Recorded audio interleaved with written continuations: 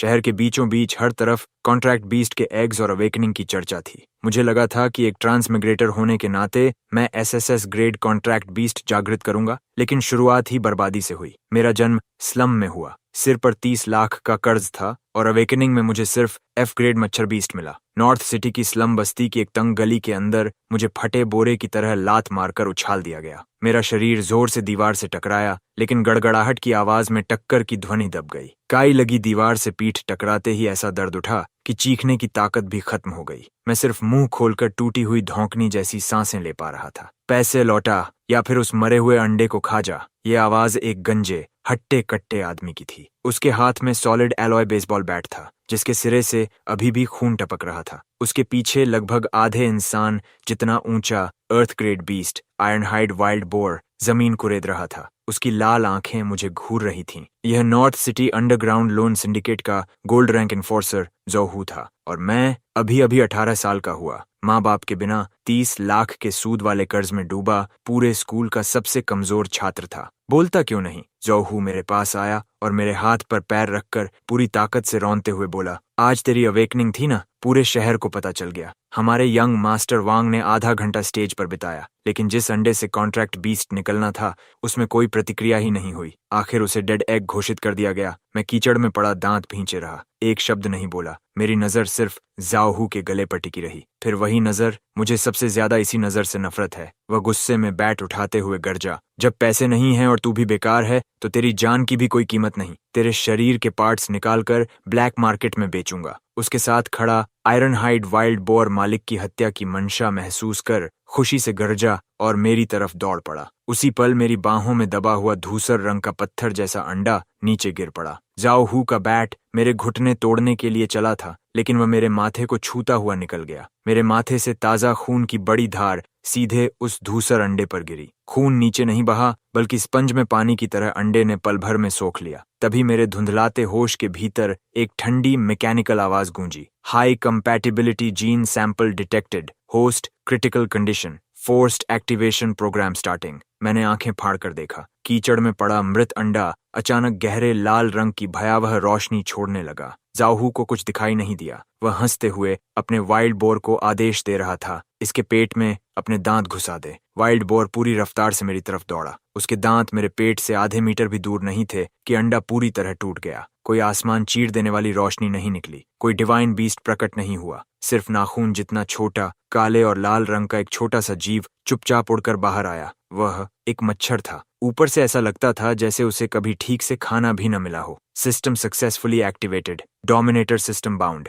Initial unit F grade blood thirsty mosquito, traits ignore defence deadly venom. मैंने मन ही मन पहला आदेश दिया, इसे मार डाल। वह छोटा सा मच्छर हवा में ऐसी लाल रेखा बनाकर उड़ा जिसे आंखें पकड़ ही नहीं सकती थीं। उसने वाइल्ड बोर की लोहे जैसी चमड़ी पर हमला नहीं किया, वह सीधा उसके कान के अंदर घुस गया। दौड़ता हुआ वाइल्ड बोर अचानक जम गया। उसकी खूंखार आंखों में पल भर में असहनीय पीड़ा भर गई। वह पागलों की तरह सिर झटकने लगा और दर्दनाक चीखें मारने लगा। जाओहू घबरा गया। क्या हुआ फैंग, तुझे क्या हो गया? उसने मेंटल लिंक से बीस्ट को शांत करने की कोशिश की, लेकिन उसे सिर्फ भयानक दर्द और दिमाग के भीतर मचे विनाश का एहसास मिला। केवल 3 सेकंड बाद अपनी अद्भुत रक्षा शक्ति के लिए मशहूर अर्थ ग्रेड आयरनहाइड वाइल्ड बोर के 7 छिद्रों से काला खून बहने लगा और उसका विशाल शरीर धड़ाम से जमीन पर गिर पड़ा। तूने क्या किया? जाओहू के हाथ कांपने लगे। वह कभी वाइल्ड बोर की लाश देखता, कभी मुझे। तूने कौन सा हिडन वेपन इस्तेमाल किया? मैं हल्का सा मुस्कुराया और बोला,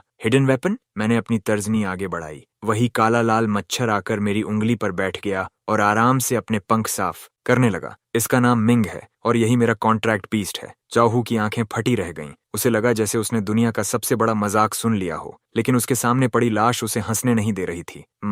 मच्छर? एफ ग्रेड मच्छर? ये आयरनहाइड वाइल्ड बोर की डिफेंस कैसे तोड़ सकता है? मैंने भर्राई आवाज में कहा, क्योंकि तुम बहुत प्यारे हो। ड्रैगन हो या फिनिक्स, अगर उनके दिमाग में एक सुई भी घुस जाए तो उन्हें भी मरना पड़ता है। Kill confirmed, T grade creature eliminated, evolution points +50, host critically injured, energy required, blood thirsty mosquito desires fresh blood. मैंने अपनी उंगली पर बैठे हल्के चमकते मच्छर को देखा। उसकी भूख मैं साफ महसूस कर सकता था। फिर मैंने सिर उठाकर पीछे हटते जाओहू को देखा। अब जब आ ही गए हो तो वापस मत जाओ, मेरा मच्छर अभी भूखा है। जाओहू दहाड़ा, पागल, मैं तुझसे लड़ूंगा। वह बैट घुमाता हुआ मेरी तरफ दौड़ा। मैं अपनी जगह से हिला भी नहीं, बस हल्के से उंगली चटकाई। अगले ही पल उसका हाथ हवा में रुक गया। उसे अपने गले पर हल्की सी ठंडक महसूस हुई, फिर पूरे शरीर में सुन्नपन फैल गया। उसे सांस नहीं आ रही थी। बैट उसके हाथ से गिर गया। वह दोनों हाथों से गला पकड़कर हाँफने लगा। उसकी आंखें बाहर निकल आईं। उसका ताकतवर शरीर कुछ ही सेकंड में सूख कर मम्मी जैसा हो गया। 10 सेकंड बाद जाओ हू घुटनों के बल गिरा और सूखी खाल का ढांचा बन गया। Awakened human eliminated.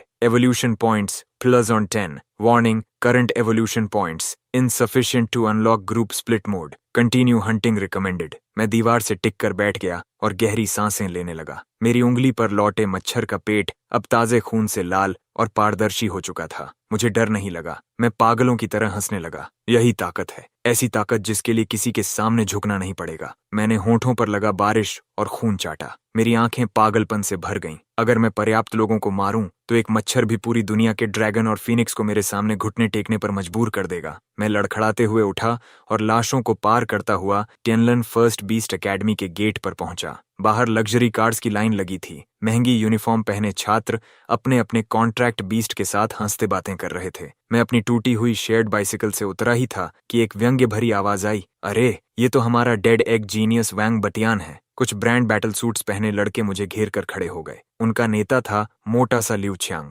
जो ली याओतियन का सबसे बड़ा चमचा था। उसकी अवेकनिंग एक C grade great strength demon ape थी। वह जोर से हंसते हुए बोला, सुना है कल तेरी अवेकनिंग में कुछ भी नहीं निकला, आखिर में हवा ही हैच हुई क्या? उसके साथ खड़ा डीमन एप भी अपनी छाती पीट कर गरजा। आसपास के छात्र रुक गए और तमाशा देखने लगे। मैंने बिना कोई भाव दिखाए अपनी साइकिल लॉक की। मैंने पलकों तक नहीं उठाई। पिछली रात की शिकार ने मुझे एक बात सिखा दी थी, इस दुनिया में सम्मान मांगने से नहीं मिलता, उसे ताकत से हासिल किया जाता है। लेकिन अभी मैं एकेडमी के गेट पर किसी पर हाथ नहीं उठा सकता था। स्कूल रूल्स बेहद सख्त थीं। किसी की हत्या होते ही लॉ एनफोर्समेंट टीम पहुंच जाती और मेरी मौजूदा ताकत अब भी पूरे देश की शक्ति से भिड़ने के लिए काफी नहीं थी। रास्ता छोड़ो, मैंने ठंडी आवाज में सिर्फ 2 शब्द कहे। ओहो, तेवर तो बड़े हैं। लिऊ छियांग मेरी बेरुखी से भड़क गया। उसने हाथ हिलाया और उसकी ग्रेट स्ट्रेंथ डीमन एप आगे बढ़कर पहाड़ की तरह मेरे सामने खड़ी हो गई। अंदर जाना है तो पहले मेरे प्यारे बीस्ट के पैरों के नीचे से रेंग कर निकल, फिर मैं तुझे जाने दूंगा। चारों तरफ जोरदार ठहाके गूंज उठे।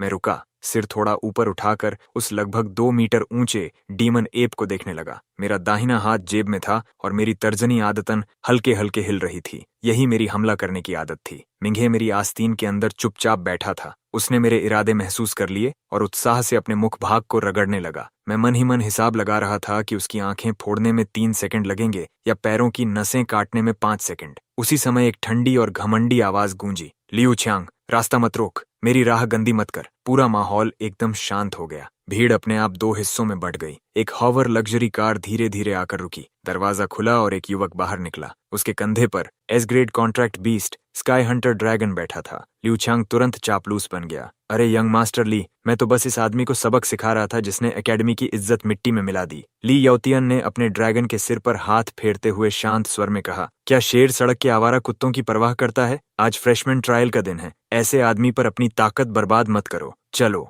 इतना कहकर वह बिना मेरी तरफ देखे मेरे पास से निकल गया। लिऊ छियांग ने मुझे घूरा। आज तो बच गया। दोपहर की प्रैक्टिकल कॉम्बैट एग्जाम में अरीना पर तुझे ऐसा सबक सिखाऊंगा कि जिंदगी भर याद रहेगा। भीड़ धीरे धीरे बिखर गई। मैं वहीं खड़ा ली याओतियन की पीठ देखता रहा। मेरे होंठों पर निर्दयी मुस्कान उभर आई। शेर और आवारा कुत्ता, उम्मीद है जब मेरा मच्छर तेरे ड्रैगन का सारा खून चूस लेगा तब भी तेरे चेहरे पर यही घमंड रहेगा। टियनलन एकेडमी के पीछे का ट्रायल फॉरेस्ट बड़ी संख्या में लो लेवल फेरोशियस बीस्ट्स को पालने की जगह थी। नए छात्र यहीं वास्तविक लड़ाई का अभ्यास करते और अपने कॉन्ट्रैक्ट बीस्ट को भोजन कराते थे। आमतौर पर छात्र टीम बनाकर टीचर्स की निगरानी में अंदर जाते थे, लेकिन मैं अकेला भीड़ से बचता हुआ जंगल के सबसे घने हिस्से में चला गया। मेरा यहाँ आने का सिर्फ एक मकसद था, अपनी सेना बनाना। मेरे सामने सिस्टम पैनल खुल गया। Host Wang Batian, contract beast Minghe, evolution points 60, current mission पहली इंसेक्ट आर्मी बनाओ, रिक्वायरमेंट एवोल्यूशन पॉइंट्स 100 और लो लेवल फ्लैश 50 यूनिट। मैंने हाथ आगे बढ़ाया।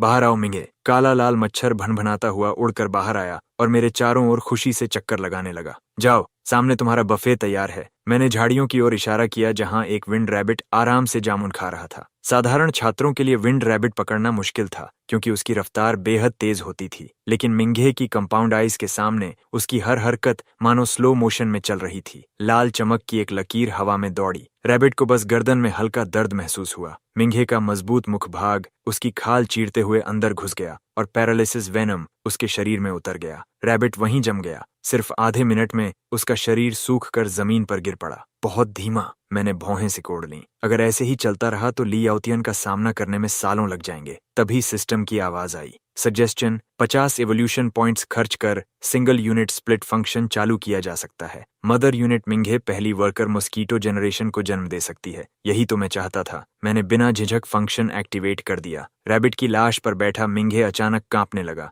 उसका पेट तेजी से फूलने लगा। कुछ ही पलों बाद उसके शरीर से लाल रत्न जैसे छोटे छोटे अंडे बाहर निकले। हवा लगते ही वे तुरंत फूट गए। उनसे मक्खी जितने आकार वाले वर्कर मॉस्किटो बाहर निकले। वे मदर यूनिट जितने ताकतवर नहीं थे, लेकिन उनकी सबसे बड़ी ताकत उनकी संख्या थी। मैंने अपने चारों ओर मंडराते 11 मच्छरों को देखा। मेरी आंखों में महत्वाकांक्षा की आग जल उठी। ये तो बस शुरुआत है। जाओ, इस जंगल में जितनी भी जिंदा चीजें हैं सबका खून चूस लो। मैंने हाथ हिलाया और 11 वर्कर मॉस्किटो ऐसे फैल गए जैसे 11 बॉम्बर एयरक्राफ्ट अलग अलग दिशाओं में उड़ गए हों। कुछ ही देर में जंगल के बाहरी हिस्से में अजीब सी खामोशी छा गई। बिलों में छिपे चूहे, पेड़ों पर बैठे सांप, घूमते जंगली सुअर, कोई भी नहीं बचा। बड़े जानवरों के लिए एक मच्छर शायद मामूली परेशानी था, लेकिन जब 10-10 मच्छर एक साथ हमला करते तो वह असहनीय यातना बन जाता। एवोल्यूशन पॉइंट्स: 1, पोलर 2, पोडोस्पाइमर। सिस्टम पैनल पर अंक पागलों की तरह बढ़ने लगे। आधे घंटे बाद मैं एक पत्थर पर बैठा था। मेरे पैरों के पास सूखे हुए छोटे छोटे बीस्ट की लाशों का ढेर लगा था और मेरे चारों ओर मंडराती मच्छरों की सेना 11 से बढ़कर पूरे 100 हो चुकी थी। अब वे कुछ कीड़े नहीं बल्कि काले बादल जैसी भयावह झुंड बन चुके थे। यही इंसेक्ट रेस की सबसे डरावनी क्षमता थी, स्नोबॉल इफेक्ट। जब तक उन्हें मांस और खून मिलता रहेगा वे कभी खत्म नहीं होंगे। मैंने सिस्टम में जमा 500 एवोल्यूशन पॉइंट्स देखकर नरसंहार रोक दिया। संख्या फिलहाल काफी है, अब क्वालिटी बढ़ानी होगी। मैंने मदर यूनिट मिंघे की ओर देखा। लगातार शिकार और विभाजन के बाद उसका आकार पहले से बड़ा हो चुका था। एवोल्यूशन पॉइंट्स पर्याप्त। क्या पहली रेस एवोल्यूशन शुरू की जाए? Evolution path: blood emperor mosquito. Required material: एक लेवल 1 फेरोशियस बीस्ट का एसेंस, ब्लड। मैंने आंखें संकरी कर लीं। जंगल के बाहरी हिस्से में सिर्फ F ग्रेड बीस्ट थे। अगर लेवल 1 बीस्ट चाहिए था तो मुझे और भीतर जाना पड़ेगा। तभी जंगल की गहराई से एक कान फाड़ देने वाली दहाड़ सुनाई दी। उसके बाद एक लड़की की चीख गूंजी, बचाओ! म्यूटेटेड आयरन आर्मर राइनोसिरस पागल हो गया है। मेरा दिल हल्का सा धड़का। Iron armour rhinoceros, level 1 peak beast, मोटी चमड़ी, जबरदस्त ताकत। मिंघे के एवोल्यूशन के लिए इससे बेहतर मटेरियल नहीं मिल सकता था। जहां तक किसी को बचाने की बात थी, मैं हल्का सा मुस्कुराया और खड़ा हो गया। मेरे पीछे 100 वर्कर मॉस्किटो काले चोगे की तरह उड़ते चले आए। किस्मत अच्छी है, मटेरियल खुद मेरे पास चला आया। मैं किसी हीरो की तरह चिल्लाता हुआ लड़की को बचाने नहीं दौड़ा। मैं एक धैर्यवान शिकारी की तरह चुपचाप उस दिशा में बढ़ा। मेरा इरादा साफ था, पहले राइनोसिरस दूसरे लोगों से लड़कर थक जाए, फिर मैं आखिरी वार करूं। बचाओ, कोई है? मुझे बचाओ! एक लड़की लड़खड़ाते हुए झाड़ियों से बाहर निकली। उसका नाम लिन वानर था। वह तियनलान एकेडमी की मशहूर हीलिंग टाइप ब्यूटी थी। आम दिनों में उसके चारों ओर प्रशंसकों की भीड़ लगी रहती थी, लेकिन इस समय उसका चेहरा आंसुओं से भीगा था और हालत बेहद दयनीय थी। उसके पीछे कुछ ही दूरी पर टैंक जितना विशाल आयरन आर्मर राइनोसेरस पूरी रफ्तार से दौड़ रहा था। उसकी गहरी लाल आंखों में विनाश का पागलपन जल रहा था। लिन वानर पूरी तरह निराश हो चुकी थी। उसका प्यारा लाइट फेरी कॉन्ट्रैक्ट बीस्ट 3 मिनट पहले ही राइनोसिरस के पैरों तले कुचलकर मांस का लोथड़ा बन चुका था। अब उसके पास किसी चमत्कार की उम्मीद करने के अलावा कुछ नहीं बचा था। अचानक राइनोसिरस ने अपनी रफ्तार और बढ़ा दी। दोनों के बीच की दूरी पल भर में कम हो गई। लिन वानर का पैर फिसला और वह सड़ी हुई पत्तियों से भरे कीचड़ में मुंह के बल गिर पड़ी। उसने डर से पीछे मुड़कर देखा। वह विशाल सींग जो लोहे की प्लेट तक भेद सकता था, उसकी आंखों के सामने तेजी से बड़ा होता जा रहा था। उसने निराश होकर आंखें बंद कर लीं। 1 सेकंड, 2 सेकंड, लेकिन जिस भयानक दर्द की उसे उम्मीद थी वह नहीं आया। तभी एक ऐसी आवाज गूंजी जिससे किसी के भी दांत खड़े हो जाए। घनी, कान चीर देने वाली भनभनाहट अचानक गूंज उठी और पल भर में राइनोसिरस की दहाड़ को दबा दिया। लीन वनर कांपते हुए आंखें खोलती हैं और अपनी जिंदगी का सबसे अविश्वसनीय दृश्य देखती है। उसकी नाक से 10 सेंटीमीटर भी कम दूरी पर आयरन आर्मर राइनोसिरस अचानक ऐसे रुक गया जैसे किसी अदृश्य दीवार से टकरा गया हो। पता नहीं कब उसके पूरे सिर को नाखून जितने छोटे सैकड़ों हजारों मच्छरों ने घेर लिया था। राइनोसिरस दर्द से पागलों की तरह चीखने लगा। वह अपना विशाल सिर झटकता, सींग जमीन पर मारता, पेड़ों से शरीर रगड़ता, यहाँ तक कि जमीन पर लौटने लगा, लेकिन कोई फायदा नहीं हुआ। मैं थोड़ी दूर एक पेड़ की डाल पर दोनों हाथ जेब में डाले बर्फ जैसी ठंडी निगाहों से ये सब देख रहा था, जैसे कोई अमीर दर्शक अरीना में जानवरों की लड़ाई का आनंद ले रहा हो। पहली टुकड़ी, पलकों और नरम ऊतकों पर हमला। दूसरी टुकड़ी, नाक और सांस की नली बंद करो। तीसरी टुकड़ी, कानों से दिमाग तक पहुंचो। मैं मन ही मन आदेश देता गया और उंगलियों से पेड़ के तने पर लयबद्ध थपकी देता रहा। मेरे निर्देशों के साथ वह काला झुंड एक प्रशिक्षित सेना जैसी अनुशासित चाल में हरकत करने लगा। लिन वनर जमीन पर बैठी स्तब्ध यह सब देख रही थी। अभी कुछ पल पहले तक जो भयानक बीस्ट अजेय लग रहा था, वह अब डूबते इंसान की तरह तड़प रहा था। 1 मिनट भी नहीं बीता था कि जोरदार धमाके के साथ आयरन आर्मर राइनोसिरस धरती पर गिर पड़ा। उसके चारों पैर अभी भी ऐंठन से फड़क रहे थे, लेकिन उसकी आंखों की चमक पूरी तरह बुझ चुकी थी। मैं पेड़ से छलांग लगाकर नीचे उतरा। हवा में मेरा काला कोट लहरा रहा था। मैंने लिन वनर की तरफ देखा तक नहीं और सीधे उस अभी भी फड़कती लाश की ओर बढ़ गया। वापस आओ, मैंने हल्के से हाथ उठाया। काला झुंड तुरंत बिखर कर फिर एक काली लाल धारा में बदल गया और आज्ञाकारी होकर मेरे चारों ओर घूमने लगा। हर मच्छर का पेट खून से लाल और पारदर्शी होकर फूल चुका था। उसके भीतर अत्यधिक शुद्ध लेवल 1 बीस्ट ब्लड था। झुंड के बीच मदर यूनिट मिंगे अभी भी राइनोसिरस के सींग की जड़ पर बैठा था और उसका शरीर तेजी से बदल रहा था। High quality level 1 blood absorption complete, 100%। Evolution conditions met. Race evolution starting. मेरी आंखों में उन्माद चमक उठा। मेंटल लिंक के माध्यम से एक उग्र शक्ति मेरे शरीर में लौट रही थी। छटाक छटाक, मिंगे के शरीर पर मौजूद काला लाल कवच टूटकर झड़ने लगा। उसके भीतर से दिल दहला देने वाला दबाव फैलने लगा। उसका आकार बहुत विशाल नहीं हुआ, बस पहले से थोड़ा बड़ा होकर लगभग एक मुट्ठी जितना हो गया। लेकिन अब उसके 2 की जगह 4 रक्तिम पंख थे, जिनके किनारे तलवार की धार जैसे तेज थे। Evolution successful. Name blood emperor mosquito. Level 1 न्यूट्रेट 1 sonic burst, अत्यधिक उच्च आवृत्ति वाली ध्वनि से दुश्मन के अंदरूनी अंगों को नष्ट कर सकता है। न्यूट्रेट 2 ब्लड क्रिस्टल आर्मर, रक्षा शक्ति में भारी वृद्धि, सामान्य आग और शारीरिक हमलों का सामना करने में सक्षम। न्यू स्किल डोमिनियन ऑरा, निचले स्तर की यूनिट्स को नियंत्रित कर सकता है। अधिकतम संख्या बढ़कर 1000। शानदार। मैंने हाथ आगे बढ़ाया। ब्लड एम्परर मॉस्किटो किसी लाल रत्न की तरह चमकता हुआ आकर मेरी हथेली पर बैठ गया। तभी पीछे खड़ी लिन वानर को होश आया। वह धीरे धीरे उठी और अविश्वास से मुझे देखने लगी।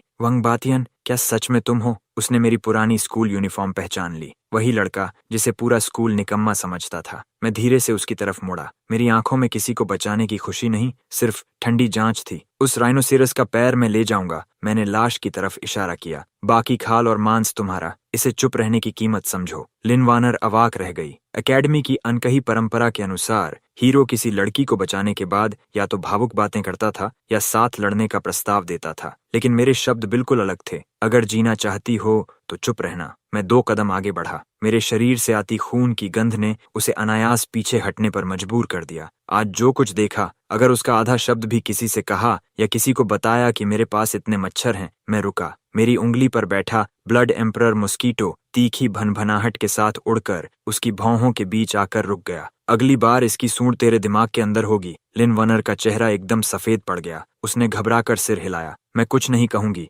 मैंने कुछ नहीं देखा। ये राइनोसिरस तुमने मारा है, सारी लूट तुम्हारी है। मैंने संतुष्टि से सिर हिलाया, मुड़ा और फुर्ती से राइनोसिरस का पैर काट लिया। ब्लैक मार्केट में इसकी अच्छी कीमत मिलेगी। उससे कर्ज का कुछ हिस्सा चुकाया जा सकता था और मेरी इंसेक्ट आर्मी के लिए सस्ता मांस भी खरीदा जा सकता था। चलो, मैंने हाथ हिलाया। मेरे पीछे मच्छरों का विशाल झुंड काले चोगे की तरह उड़ता हुआ मेरे साथ जंगल में गायब हो गया। लिन वार्नर अकेली उस विशाल लाश के पास खड़ी रह गई। तभी उसे एक भयानक सच का एहसास हुआ। पूरे स्कूल का तथाकथित निकम्मा लड़का केवल 1 मिनट में लेवल 1 पीक बीस्ट का कत्ल कर चुका था। आसमान बदलने वाला था। टेनलन एकेडमी का सेंट्रल बैटल अरीना दर्शकों से खचाखच भरा हुआ था। यह हर साल होने वाली फ्रेशमैन असेसमेंट कॉम्पिटिशन थी। विशाल गोलाकार दर्शक दीर्घा में सीनियर स्टूडेंट्स और टीचर्स बैठे थे। अरीना के बीच रेफरी ने ऊंची आवाज में घोषणा की, अगला मुकाबला क्लास 32 का ल्यू छियांग बनाम क्लास 39 का वंग बतियन। पूरा स्टेडियम हंसी से गूंज उठा। अरे वही डेड एग वाला बदकिस्मत।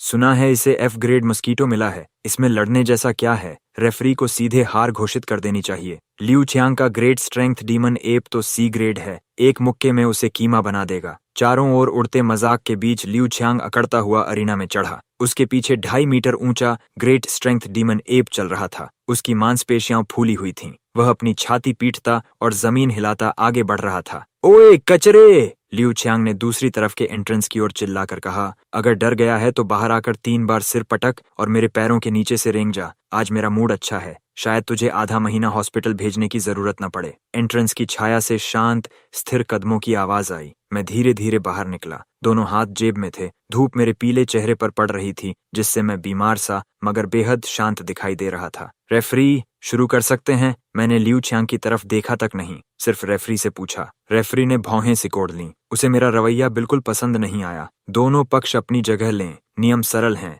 जो हार माने या लड़ने लायक न रहे, मुकाबला वहीं समाप्त होगा। जानबूझकर अपंग या हत्या करना सख्त मना है। मुकाबला शुरू। मरने का शौक है। पूरी तरह नजरअंदाज किए जाने से ल्यू छियांग आग बबूला हो गया। ग्रेट स्ट्रेंथ डीमन एप, इसे कुचल डाल। Rock breaking fist. Demon ape जोर से गरजा और तोप के गोले की तरह मेरी तरफ दौड़ा। उसकी विशाल मुट्ठी पर मिट्टी जैसा पीला प्रकाश चमक रहा था। भयंकर दबाव के साथ वह सीधे मेरे चेहरे पर आ गिरी। अगर यह मुक्का लगता तो इंसान क्या, ग्रेनाइट भी चूर चूर हो जाता। दर्शक दीर्घा में बैठी कई लड़कियां चीख उठीं। सबसे ऊपर VIP सीट पर बैठे ली याओतियन ने हाथ में रेड वाइन का गिलास घुमाते हुए तिरस्कार से मुस्कुराया। बेकार का एक तरफा मुकाबला, लेकिन अगले ही पल पूरे स्टेडियम के चेहरे जम गए। उस पहाड़ जैसी मुट्ठी का सामना करते हुए मैंने बचने की कोशिश तक नहीं की। मैंने बस हल्का सा सिर घुमाया और उंगलियां चटका दीं। लाल बिजली जैसी एक रेखा अविश्वसनीय गति से हवा चीरती हुई निकली। डीमन एप की मुट्ठी मेरी नाक से सिर्फ 1 इंच दूर थी, लेकिन उसी जगह रुक गई। उसका विशाल शरीर अब भी हमला करने की मुद्रा में जमे खड़ा था।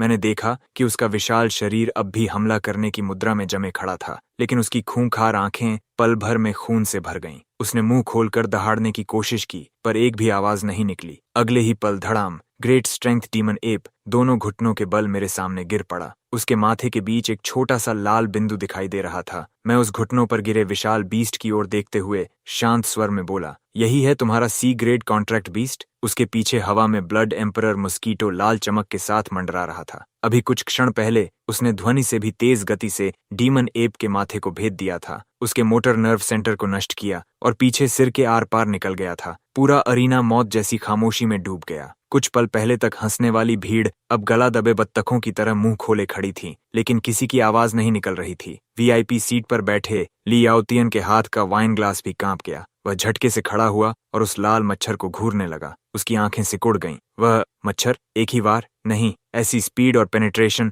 मैं धीरे से झुककर डीमन एप के सख्त हो चुके चेहरे पर थपकी देता हुआ बोला, सिर्फ बड़ा शरीर होने से क्या फायदा? फिर खड़ा होकर मेरी नजर पूरे स्टेडियम पर घूमी और अंत में पीले पड़ चुके ल्यू छियांग पर टिक गई। अब भी चाहता है कि मैं तेरे पैरों के नीचे से निकलूं? ल्यू छियांग के पैरों से जान निकल गई। वह धम्मस से जमीन पर बैठ गया। मैं हार मानता हूं, मुझे मत मारो, प्लीज मत मारो। तब जाकर रेफरी कांपती आवाज में बोला, विजेता क्लास 39 वंग बतियन। मैं बिना रुके मुड़ गया। न मैंने भीड़ की प्रतिक्रिया की परवाह की, न कोई धमकी दी, क्योंकि ये सिर्फ शुरुआत थी। मुझे बच्चों जैसे मुकाबलों में जीत नहीं चाहिए थी। मैंने जेब में रखे विल्डरनेस ट्रायल एप्लीकेशन फॉर्म को छुआ। असली मंच तो वहां मेरा इंतजार कर रहा था। रात हो चुकी थी। टियनलान सिटी की सीमा पर स्थित military blockade zone number 7 blood dance wasteland. विशाल सर्च लाइट्स कांटेदार तारों और वॉच टावर के बीच लगातार घूम रहे थे। यह मानव सभ्यता और जंगली बीस्ट टेरिटरी की सीमा थी। तारबंदी के उस पार अनंत आदिम जंगल फैला था, जहां साल भर हल्का जहरीला लाल धुआं छाया रहता था और अनगिनत खूंखार बीस्ट्स रहते थे।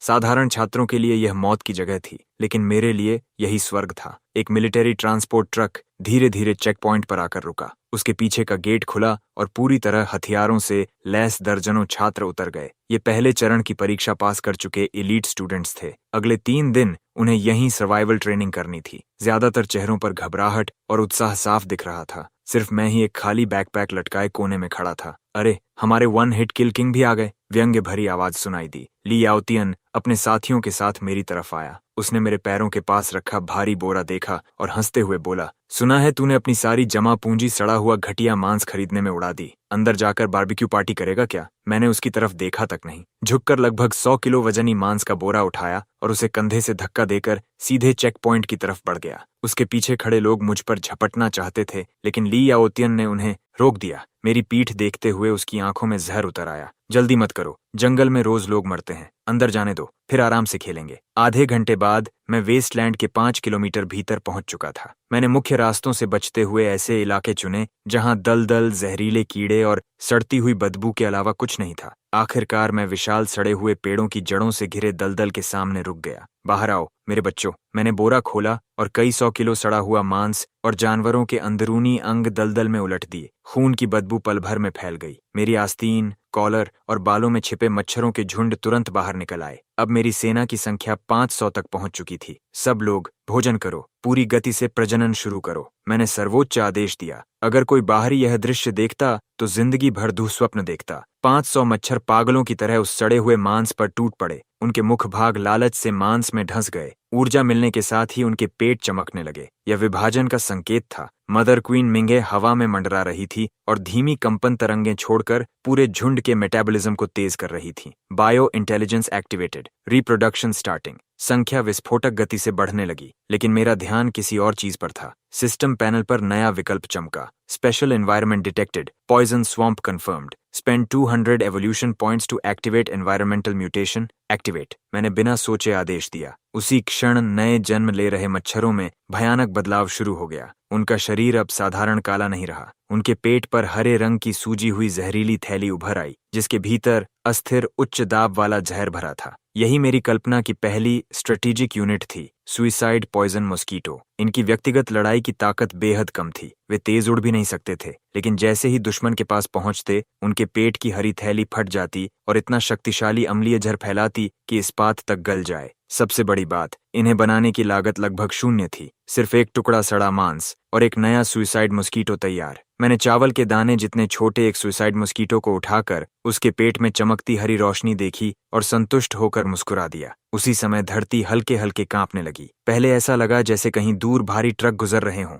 लेकिन कुछ ही सेकंड में कंपन तेज हो गई। दलदल का पानी लहराने लगा। पेड़ों की सूखी डालियां टूट कर गिरने लगीं। Warning, high energy reaction detected, beast stampede forming from the north, estimated number more than 10,000। मैं तुरंत एक ऊंचे पेड़ की चोटी पर चढ़ गया और उत्तर दिशा में देखा। कई किलोमीटर दूर क्षितिज पर धूल का विशाल बादल उठ रहा था। असंख्य फेरोशियस बीस्ट्स पागलों की तरह मेरी तरफ भागे चले आ रहे थे। वे हमला नहीं कर रहे थे, वे किसी और चीज से जान बचाकर भाग रहे थे। ऐसा लग रहा था जैसे स्टैम्पीड के पीछे कोई और भी ज्यादा भयावह अस्तित्व उनका पीछा कर रहा हो। उसी समय पब्लिक कम्युनिकेशन चैनल चीखों से भर गया। बचाओ, सेक्टर ए पर बीस्ट स्टैम्पीड आ गई। यंग मास्टर ली, हमें बचाइए। ये कैसे हो सकता है? बाहरी क्षेत्र में स्टैम्पीड क्यों? कम्युनिकेशन डिवाइस से चीखें, दहाड़ें और मरते लोगों की आवाजें लगातार आने लगीं। मैंने उस बांट की तरह उमड़ती बीस्ट स्टैम्पीड को देखा। कोई भी सामान्य इंसान तुरंत भाग खड़ा होता, लेकिन मैं मुस्कुराया। फिर वह मुस्कान धीरे धीरे पागलों जैसी हंसी में बदल गई।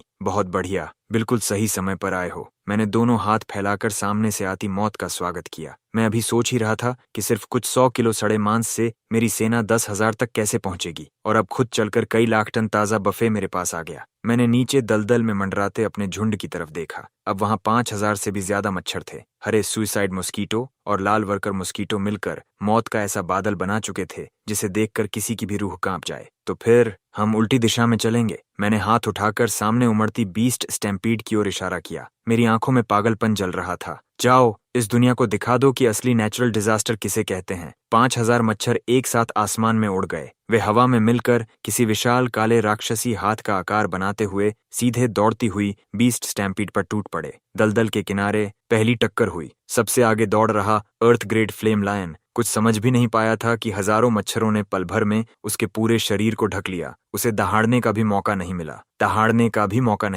एक दर्दनाक चीख के बाद वहां सिर्फ सफेद हड्डियों का ढांचा बचा। एक भी नहीं बचेगा। मैं पेड़ की चोटी पर खड़ा अपनी इंसेक्ट आर्मी को आगे बढ़ते देख ठंडी आवाज में बोला, मैं चाहता हूं तुम सब यहीं दफन हो जाओ। पागल! वह पूरी तरह पागल हो गया है। लगभग 1 किलोमीटर दूर जान बचाकर भाग रहे छात्रों के समूह में किसी ने पीछे मुड़कर देखा और उसकी रूह कांप गई। उन्होंने ऐसा दृश्य देखा जिसने उनकी पूरी समझ ही तोड़ दी। सस्ते कपड़े पहने मैं एक सूखे ऊंचे पेड़ की चोटी पर दोनों हाथ फैलाए खड़ा था। मेरे पैरों के नीचे लाल और हरी चमक छोड़ता काला बादल पूरी ताकत से बीस्ट स्टैम्पीड की पहली लहर से टकरा रहा था। क्या वह आत्महत्या करना चाहता है? सामने तो हजारों बेकाबू फेरोशियस बीस्ट हैं। लिनवा पीछे भागते हुए भी खुद को पीछे देखने से रोक नहीं सकी। अगले ही पल दोनों बाढ़ें आपस में टकराईं, लेकिन मुझे कुचलकर मांस का लोथड़ा बन जाने के बजाय बीस्ट स्टैम्पीड का अगला हिस्सा ऐसे रुक गया जैसे किसी अदृश्य विशाल मीट ग्राइंडर से टकरा गया हो। मैंने पेड़ की चोटी से सिर्फ एक शब्द कहा, विस्फोट।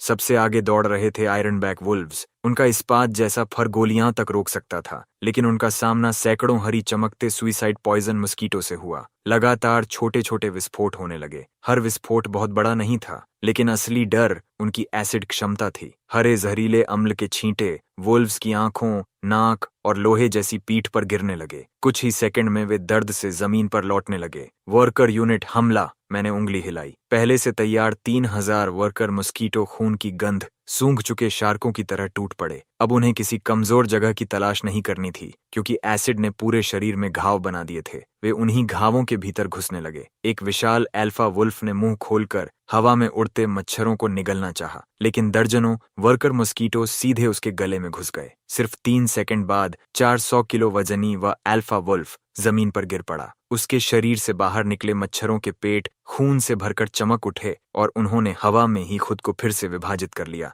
मेरे सामने सिस्टम पैनल लगातार बदल रहा था। Ironback wolf eliminated, evolution points +50, excess energy detected, auto split activated, current swarm चेक्सी 200। काफी नहीं, अभी भी काफी नहीं। नीचे बहते खून और लाशों के बीच मुझे दया का एक कण भी महसूस नहीं हुआ। मेरी आंखों में सिर्फ बढ़ती हुई संख्या थी। आगे वाले मरेंगे तो पीछे वाले उनकी जगह भर देंगे। जब तक मैं जिंदा हूं, मेरी सेना कभी खत्म नहीं होगी। तभी स्टैम्पीड की अगली लहर भी पहुंच गई। इस बार उसमें विशाल सैवेज बुल्स और विंड साइथ लेपर्ड्स थे। उनकी संख्या इतनी ज्यादा थी कि सैकड़ों मच्छर उनके पैरों तले कुचल गए और कई हवा में ही उनके तेज पंजों से कट गए। कुछ ही सेकंड में मेरी स्वॉर्म की संख्या कई सौ कम हो गई, लेकिन मैं बिल्कुल शांत रहा। Attrition battle? हाँ, इंसेक्ट रेस को सबसे कम डर इसी चीज से लगता है। मैंने अपनी पूरी मेंटल पावर झोंक दी। मिंघे, क्वीन डोमेन एक्टिवेट। अब तक मेरे कंधे पर बैठा मिंघे पहली बार युद्ध के बीच उड़ा। वह पूरे बैटलफील्ड के ऊपर जाकर मंडराने लगा। उसके चारों पंख इतनी तेजी से कांपे कि ऐसी ध्वनि तरंगे निकलीं जिन्हें इंसान नहीं सुन सकते थे, लेकिन पूरी इंसेक्ट आर्मी पागलों की तरह उग्र हो गई। सभी वर्कर मस्कीटो की अटैक स्पीड 30% बढ़ गई। इसके बाद मिंघे ने अपना क्रिस्टल जैसा मुखभाग खोला और गहरी सांस ली। पूरे बैटलफील्ड में फैली रक्त धुंध लाल धाराओं में बदलकर उसके भीतर समाने लगी। फिर उसने नीचे हजारों अंडे बरसाने शुरू कर दिए। वे जमीन छूते ही फूट गए। 1000 मरे, कोई बात नहीं। अगले ही पल 2000 नए पैदा हो गए। यही था इंसेक्ट रेस का सबसे भयावह रहस्य, युद्ध से ही युद्ध की शक्ति पैदा करना। इसी वजह से पूरे ब्रह्मांड की अनगिनत जातियां उन्हें वर्जित प्रजाति मानती थीं। वह आखिर है क्या? कुछ दूरी पर पहाड़ी पर रक्षा पंक्ति संभाल रहे सेना के स्क्वाड कैप्टन जंग बियाओ ने दूरबीन नीचे कर दी। कुछ मिनट पहले तक उसे पूरा यकीन था कि सारे छात्र मारे जाएंगे और उसे भी पीछे हटना पड़ेगा, लेकिन अब उसने देखा कि जो बीस्ट स्टैम्पीड पूरी रक्षा रेखा तोड़ने वाली थी, वही बीच में रुक गई थी। उसके केंद्र में एक विशाल काला भंवर बन गया था। चाहे जितने बीस्ट उसमें घुसते, वे वापस नहीं निकलते थे, और उस भंवर के बीच एक युवक पेड़ की चोटी पर खड़ा था। कैप्टन, उस क्षेत्र में लाइफ सिग्नल विस्फोटक गति से बढ़ रहे हैं। संख्या 30,000 पार कर चुकी है, संचार अधिकारी कांपती आवाज में बोला। लेकिन उस लड़के की लाइफ सिग्नल बिल्कुल स्थिर है, बल्कि लगातार बढ़ रही है। जंग बियाओ ने सूखा गला निगला। ये आखिर किस परिवार का राक्षस है? उसका कॉन्ट्रैक्ट बीस्ट, डिवाइन बीस्ट है या कोई दानव? उसी समय बीस्ट स्टैम्पीड के बीच से इंसानों की दर्दनाक चीखें सुनाई दीं। एक स्टूडेंट टीम पीछे रह गई थी और कई शैडो पैंथर्स उन्हें एक विशाल चट्टान पर घेर चुके थे। बचाओ यंग मास्टर ली, हमें बचाइए! एक लड़की पूरी ताकत से चिल्लाई। उस समय ली याओटिन पहले ही सुरक्षित ऊंचाई पर पहुंच चुका था। उसने मदद की आवाज सुनी, लेकिन उन खूंखार शैडो पैंथर्स को देखकर दांत भींचे और जानबूझकर दूसरी तरफ मुंह फेर लिया। वह जानता था कि वापस जाना आत्महत्या होगी। मेरी नजर भी उस तरफ गई। मैं लोगों को बचाने के लिए नहीं रुका था, बस उन शैडो पैंथर्स की खाल मुझे पसंद आई। वे मेरे अगले स्तर के यूनिट के लिए बढ़िया मटेरियल थे। जाओ, मैंने उंगली से इशारा किया। 500 मच्छर झुंड से अलग होकर बिजली की तरह निकले और उन पैंथर्स पर टूट पड़े। वे पंजा उठाने तक का समय नहीं निकाल पाए। काला झुंड पल भर में उन्हें ढक चुका था। वे पागलों की तरह जमीन पर लौटते रहे, लेकिन मच्छर हर दरार में घुसते चले गए। सिर्फ 10 सेकंड बाद सभी शैडो पैंथर्स शांत पड़े थे। चट्टान पर फंसे छात्र थक कर वहीं बैठ गए और राहत की सांस ली। उन्होंने मुझे पेड़ से उतरते देखा और कृतज्ञता से भर उठे। धन्यवाद भाई वांग, आज से आप हमारे बड़े भाई हैं। हम भी आपके साथ चलेंगे। मैं उनकी तरफ देखे बिना सीधे एक शैडो पैंथर की लाश के पास गया। पेट चीर कर भीतर से काले प्रकाश से चमकता बीस्ट कोर निकाला और जेब में रख लिया। फिर शांत स्वर में बोला, गलत मत समझना, मुझे बस ये पसंद नहीं कि कोई मेरे चारे को छुए। इतना कहकर मैं फिर बीस्ट स्टैम्पीड की ओर लौट गया। पीछे खड़े छात्र एक दूसरे को देखते रह गए। तभी उन्हें एहसास हुआ कि इस आदमी की नजरों में वे और वे मरे हुए बीस्ट दोनों में कोई खास अंतर नहीं था। समय बीतता गया। मेरी मस्कीटो आर्मी बढ़कर 50,000 तक पहुंच गई। जहां से वह गुजरती वहां घास का एक तिनका भी नहीं बचता। यहां तक कि बीस्ट स्टैम्पीड भी अब उससे डरने लगी थी। कई बीस्ट मुझे देखते ही रास्ता बदलने लगे। कमाल, कितना शानदार। मैंने सिस्टम पैनल देखा। एवोल्यूशन पॉइंट्स 5,000 से ऊपर पहुंच चुके थे। लेकिन उसी समय जंगल की सबसे गहरी दिशा से एक भयावह दबाव फूटा। उसकी शक्ति इतनी प्रचंड थी कि आसमान में उड़ रहे कई निम्न स्तर के वर्कर मस्कीटो वहीं बेहोश होकर गिर पड़े। एक ऐसी दहाड़ गूंजी मानो आसमान में बिजली फट गई हो। दूर तक फैली पूरी बीस्ट स्टैम्पीड अचानक एक साथ घुटनों के बल झुक गई। ये सम्मान नहीं था, ये उनके जीन में छिपा पूर्ण समर्पण था। मैं तुरंत पीछे मुड़ा। मेरी आंखें सिकुड़ गईं। बीस्ट स्टैम्पीड के स्रोत से एक भयानक विशाल बीस्ट धीरे धीरे जंगल से बाहर आ रहा था। उसका आकार 3 मंजिला इमारत जितना था। पूरे शरीर पर नीली बिजली लिपटी हुई थी। उसका हर कदम जमीन पर काले जले हुए गड्ढे छोड़ रहा था। उसकी पीठ पर उभरे हुए कांटे ऐसे लग रहे थे मानो सामने खड़ा वह विशाल बीस्ट बिजली गिराने वाले टावर जैसा दिखाई दे रहा था। उसकी दोनों आंखें सर्च लाइट की तरह चमक रही थीं और पूरे बैटलफील्ड में खड़े एकमात्र इंसान मुझ पर जमी थीं। उसी समय सिस्टम पर खून जैसे लाल वार्निंग बॉक्स लगातार चमकने लगा। Warning, warning, lord class creature detected. Target thunder strike titan giant lizard. Rank C class lord. Danger level extremely fatal. Immediate retreat recommended. Lord class, मैंने सूखे होंठों पर जीभ फेरी। आम छात्र इसे देखते ही डर के मारे बेहोश हो जाते, लेकिन मैं पीछे नहीं हटा। उल्टा मेरी आंखों में लालच की आग और भड़क उठी। 5,000 एवोल्यूशन पॉइंट्स। अगर इसे मार दिया तो क्या 10,000 पार हो जाएंगे? अगर मेरी मिंघे ने इसे खा लिया तो वह किस रूप में विकसित होगी? मैंने धीरे से अपना दाहिना हाथ उठाया और उस पहाड़ जैसे बीस्ट की तरफ बीच की उंगली दिखा दी। आजा, देखते हैं तेरी खाल ज्यादा मजबूत है या मेरे दांत। Thunder strike titan giant lizard मेरी चुनौती से बुरी तरह भड़क गया। उसकी पीठ पर उगे बिजली जैसे कांटे नीली चमक से जगमगा उठे। उसने बिना किसी चेतावनी के अपना अल्टीमेट स्किल चला दिया। Skill activated, thunder refining prison. उसकी पीठ से निकली मोटी बिजली की एक चेन हवा में फैलकर अनगिनत बिजली की धाराओं में बदल गई और सामने 500 मीटर का पूरा क्षेत्र ढक लिया। घने मस्कीटो स्वॉर्म के लिए यह सीधा नरसंहार था। हवा जलते हुए मांस की गंध से भर गई। मेरी आंखों के सामने 5 दिशाओं में फैली 50,000 मस्कीटो आर्मी का 1/3 हिस्सा पल भर में राख हो गया। मेंटल लिंक से जुड़ा होने के कारण उनकी मौत का झटका सीधे मेरे शरीर पर पड़ा। मेरे मुंह से खून निकल आया। दूर खड़ा ली याओतियन ये देखकर खुशी से लगभग उछल पड़ा। खत्म, अब तो वह मर ही गया। वह थंडर स्ट्राइक जायंट लिजर्ड से भिड़ गया। अब कोई भगवान भी उसे नहीं बचा सकता। लेकिन मैंने बस होंठों का खून पोंछा और मेरी आंखों में पहले से भी ज्यादा क्रूर चमक भर गई। Area clearing skill. अच्छा, देखते हैं तेरे पास ऐसे कितने स्किल हैं। मैंने दर्द सहते हुए तुरंत आदेश दिए। सब बिखर जाओ, पूरी तरह फैलकर घेराबंदी करो। Suicide poison mosquito. पहली टुकड़ी, जमीन से चिपक कर उड़ो और पेट पर हमला करो। वर्कर मस्कीटो, मरने की चिंता मत करो। इसके मुंह और नाक के अंदर घुस जाओ। बचे हुए 30,000 से ज्यादा मस्कीटो अब एक झुंड बनकर नहीं बल्कि चारों दिशाओं से उठे रेत के तूफान की तरह उस जायंट लिजर्ड पर टूट पड़े। थंडर स्ट्राइक जायंट लिजर्ड गुस्से में अपने विशाल पंजे घुमाता। हर वार में सैकड़ों मस्कीटो मर जाते। उसने फिर बिजली छोड़ी और एक और क्षेत्र राख में बदल गया। लेकिन मस्कीटो इतने छोटे और इतने अधिक थे कि उसके लिए उन्हें खत्म करना वैसा ही था जैसे तोप से मच्छर मारना। तभी मैंने मौका पकड़ लिया। यही समय है। विस्फोट। मैंने आदेश दिया। 1000 से अधिक बचे हुए सुसाइड पॉइजन मस्कीटो हरी क्रूज मिसाइल की तरह सीधे उसके पेट के नीचे जा घुसे। लगातार विस्फोट हुए। तेजाबी जहर उसकी खाल को गलाता चला गया। लॉर्ड क्लास डिफेंस भी इस लगातार टारगेटेड ब्लास्ट को नहीं रोक सकी। उसका पेट फट गया और वह दर्द से चीख उठा। वह जमीन पर पागलों की तरह लौटने लगा। लेकिन मेरा असली वार अभी बाकी था। मैं चुपचाप 50 मीटर की दूरी तक पहुंच चुका था। मेरे हाथ में राइनोसिरस का कांटा हुआ सींग था। मेरी नजर उसके पेट पर बने उस गहरे घाव पर टिकी थी। मिंघे तैयार। मेरी कॉलर में छिपा ब्लड एम्परर मॉस्कीटो हल्के से पंख हिलाकर संकेत देने लगा। वह एक ही वार में खत्म करने का सही मौका तलाश रहा था।